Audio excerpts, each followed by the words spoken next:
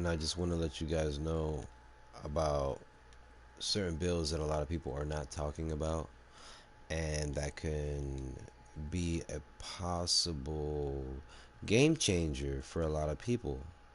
Okay, so to start this build off, right, I'm gonna go ahead and put this on elite, invulnerable elite, right? That way you can see the type of damage. Okay, so I just want to start off by showing you the build real quick. Harmony, really quick, perfectly in sync. Hitting an enemy grants 20% skill damage for 5 seconds. Using a skill or damaging an enemy with a skill grants 20% weapon damage for 5 seconds. Damage increases are doubled while both buffs are active at the same time. Since this is a skill damage build, I am running a turret and a striker drone. I'm going to place them out. They're both going to be hitting the enemy at the same time, as well as I'm going to be shooting at them. So that's going to be doubled at all times. So that's going to give me 40% weapon and skill damage on top of perfect combined arms while I'm shooting at them. That's going to be another 30%, 40, 50, 60, 70% skill damage. Glass cannon, 95% damage, skill damage. Um, it's because it's a skill damage build, so I'm focused on the skill damage numbers.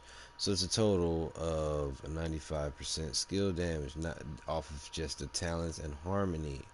I'm running a 2-piece Hanayu for skill haste and skill damage, 1-piece Wyvern for skill damage, and a 3-piece Murakami, so I can get more duration with my turret and my drone on the field, and so I can get another 10% skill damage.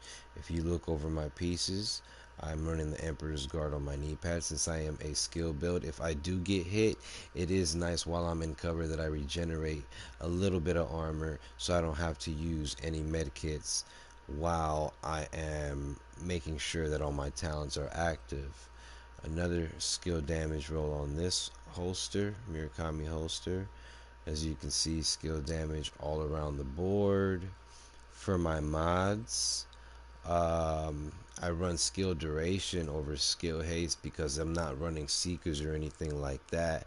And what I want is I want my turret and my drone to be on the field as long as possible. Okay, so that being said, this damage on the drone, on the turret, is doing 120,528 damage. This one's doing 75,000. Here I'm missing a piece. I don't have nothing to fill in this slot. If not, it probably could be stronger. Without further ado, technician, and I don't want to talk much, but if you have a skill damage build, I'm gonna aim it at this guy right here. It's not an invulnerable elite. Sorry about that. So you get it, right? Look, so he's doing 150k, 150k, right? Off the bat, bam, pop that 234,000, 234,000 while I'm just, and that's just the turret. That's not to mention the drone. So now let me bring out my drone and put them on the same character, right? So now we're doing 234, 146 with the other one, 180, 146, right? That's 400, almost 400,000 damage per bullet that I'm doing. 400,000 damage. Remember, if your drone, just remember this. This is the one last thing to remember if you take anything from this build at all. If you have a skill damage build and you are always, most of the time, on legendary or raid content in cover, and your drone is not hitting for at least 150,000 with skill damage, then you're rocking the wrong build. So let's say that's the target. As you're hitting the target, now your drone is doing 234,000 damage. At least 200,000. If you're getting at least 200,000, you're fine. If you're not getting 200,000 per bullet with your drone, you're rocking the wrong skill build. Okay, that's 234,000 on just the turret. Now I'm gonna bring out the drone. Here it goes. 93,000 is the regular base damage for my drone. When I hit, it jumps to 146,000. That's with the drone. 146,000. Now you do the math between the drone and the turret and see exactly how much weapon damage. Not to mention, if I constantly stay shooting at the target, of course it's gonna also do more damage. And that's what I try to do, stay in cover. If I do happen to get hit, for example, I take some damage, that's why I take cover. I don't have to pop a med kit or anything. Little by little, with my Emperor's Guard, it will slowly but surely come back. For some reason it looks like it's not going up at all right now, which is, I don't know why. It's probably because I'm not in combat or I'm in combat. One of the two. Is probably because of the shooting range. But out there in the actual open world in the DZ, my armor does go up because of my Emperor's Guard, the 1%. So that's that. Now, right? Yeah, check this out, right? So you guys already found out one of the best ways to run a skill damage build for raid or legendary content for maximum damage. And this is the exact way. You're getting 40% skill damage, and you're getting another 30% with perfect combined arms, another 25% because of the glass cannon. Got skill damage on the technician and harmony, right? So let's say everybody was running this build, 8 players, let's say 7 players were running this build in the raid, and one person was running this build. This is normally supposed to be the hive. This is the healer, right?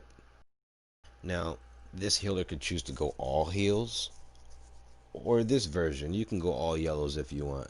This is my version of a heal. Let me start off by saying survivalist, because when I pop a med kit, and outgoing healing is done extra because of the talents. So carbine 7, future perfect, weapon kills grant 1% skill tier for 15 seconds, stacks up to 3 times.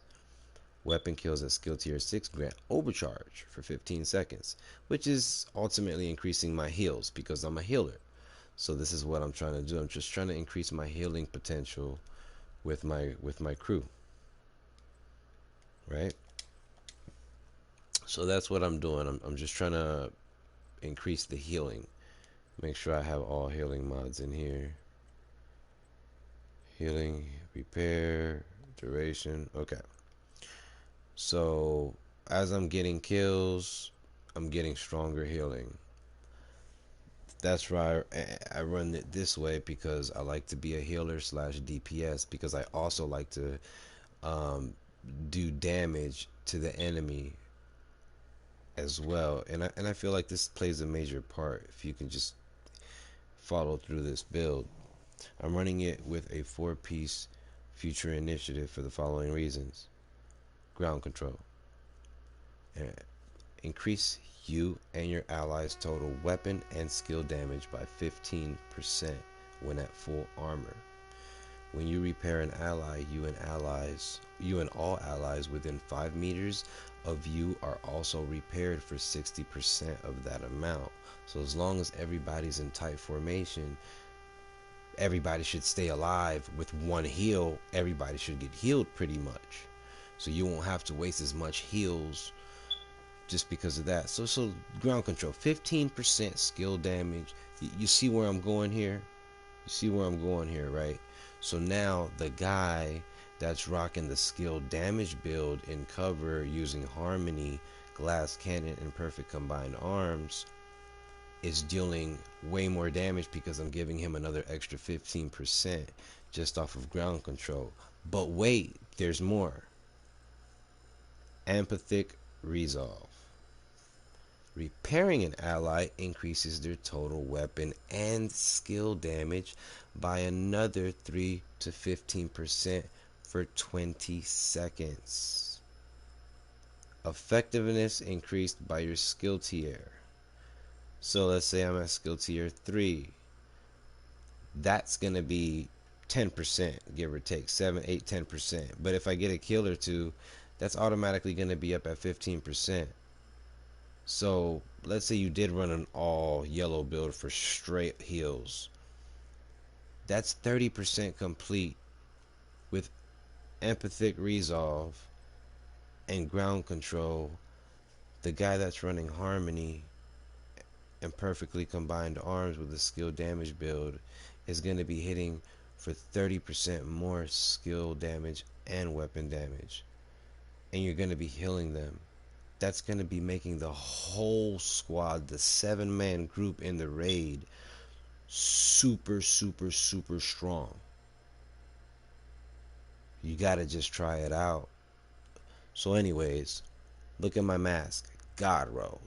Skill repair, because I'm healing. Remember, I'm a healer. Status effects with this one, it's decent. It's got empathic resolve. I got a assault rifle with my carbine 7. God roll carbine 7. So I got a pretty decent chest piece here for more assault rifle damage, so I can do more damage. As for my holster, 15% max weapon damage with crit chance. Knee pads.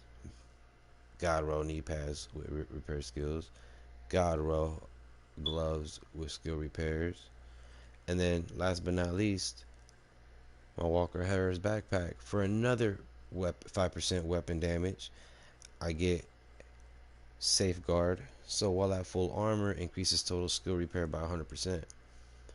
So all around, I'm healing for the team, I'm giving them weapon damage, and I'm also dealing weapon damage.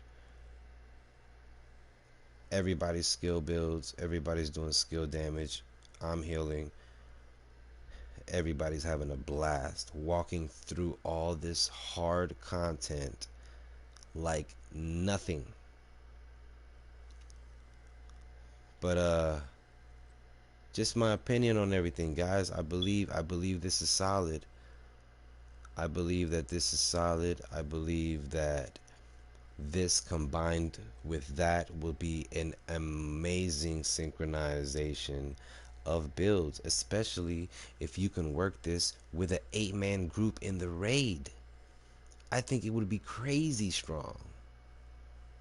Somebody runs Future Initiative, all skills if you want, with empathic resolve, ground control. Then you go ahead and have the other guy run a skill damage build with glass cannon, perfectly combined arms, and harmony, and you're gonna have maximum weapon and skill damage throughout the whole raid. You won't believe how hard you will be hitting. But everybody has to believe in it. Everybody has to trust the builds, trust this version, and we will run through the raid, run through all legendary content, guaranteed. You guys be safe. Tried to make it short and sweet, but ain't shit sweet, agents. Be safe. Soup is out. Peace.